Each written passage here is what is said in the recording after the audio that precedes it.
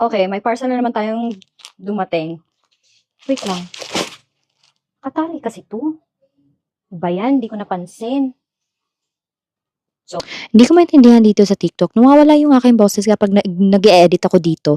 Anyway, ang dami kong pinag-o-order. So, ipapakita ko muna itong buhok.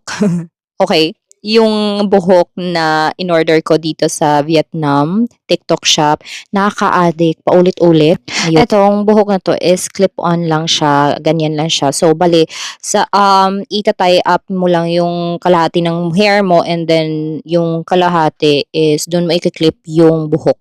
So, anyway, buksan natin tong isa. Bag? Oh, okay. Pakita ko lang sa inyo muna. Bag siya. Ayan. Kasi nagustuhan ko yung bag. Kasi parang multi-purpose siya. And then meron na din siyang ganito. Ang cute. Meron na siyang pa-free, I think. So, ang bag kasi na ito is multi-purpose. Pwede siyang, paano nga ba yun? I think ganito. Ayan. Ganyan. So, pwede siyang backpack. Ayan. Pwede siyang backpack.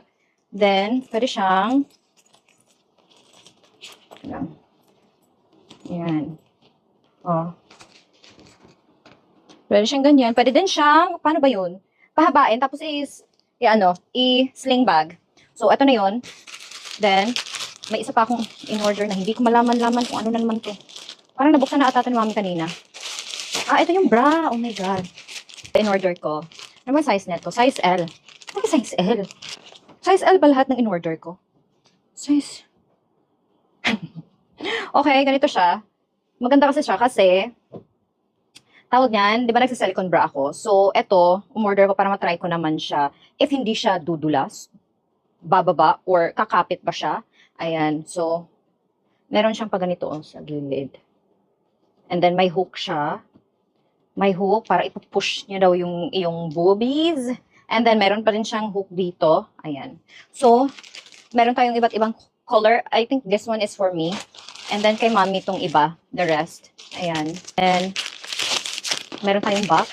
I think ito yung isang wig. Ito wig talaga siya. Ito kasi clip-on yung buhok. Itong isa na order ko is clip lang siya. Ayan, clip. Ganito siya. Clip. Pero clip din naman tong isa. Pero buo. Ang ganda nito naman. Ano? Ganda nito. Saka lang. Buksan natin siya habang naglilinis si auntie sa likod. Ayan. Para masali niya yung mga plastic na itatapon. Okay, so ito na yung buhok. And then, may pa-free tayong suklay. Oh my God. Mura lang to, guys.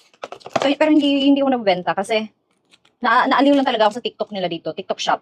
Ayan. So, meron siyang instructions. Then, may net.